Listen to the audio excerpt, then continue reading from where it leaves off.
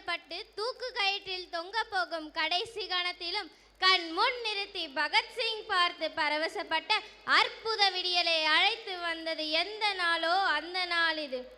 இதன் தரும் இந்த குடியரசு நாளை சொந்தம் கொண்டாட தந்த பூமியை தமிழால் வணங்கி 76வது குடியரசு தின வாழ்த்துக்களுடன் எனது உரையை தொடங்குகிறேன்.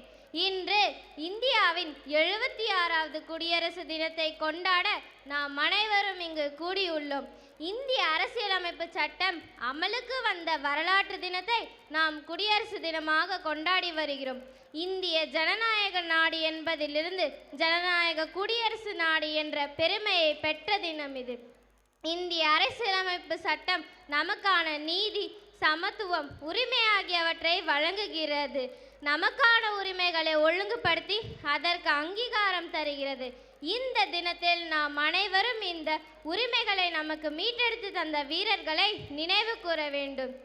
அகிம்சை என்பதோர் ஆயுதம் என்பதை உலகிற்கு உணர்த்திய காந்தி முதல் நம் தமிழ் மண்ணில் போராடிய வ.உ.சி., கொடிக்காத்த குமரன், வாஞ்சிநாதன், சுப்பிரமணிய சிவா, சுதந்திர தாகத்தை தூண்டிய சுப்பிரமணிய பாரதியார் என அனைவரும் போற்ற வேண்டிய தினமாகிய இந்நாளில் நாம் அனைவரும் ஒன்றிணைந்து பெருந்தலைவர்களின் தியாகங்களை நினைவு கூறுவதில் பெருமகிழ்ச்சி அடைகிறேன். எண்ணமும் எழுத்தும் உயர்ந்திருக்கும், ஏழை கண்ணீரும் பாடலிலே கலந்திருக்கும், பண்ணோடு சந்தமும் பாய்ந்து வரும், பழைய மண்ணின் வாடையும் சேர்ந்து வரும். குடியரசு என்னும் நாளை கொண்டாடிடவே கோடி கோடியாய் மக்கள் திரண்டிடுவோம்.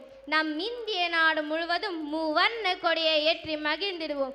நம் இந்திய நாடு முழுவதும் மூவர்ண கொடியை ஏற்றி மகிழ்ந்திடுவோம். நம் அனைவரும் ஒன்றிணைந்த நம் இந்திய நாட்டை காத்திடுவோம். வாழ்க பாரதம், வளர்க நம் தாய் திருநாடு என்ற வாய்ப்புக்கு நன்றி கூறி விடைபெறுகிறேன். நன்றி, வணக்கம், ஜெய்ஹிந்த்.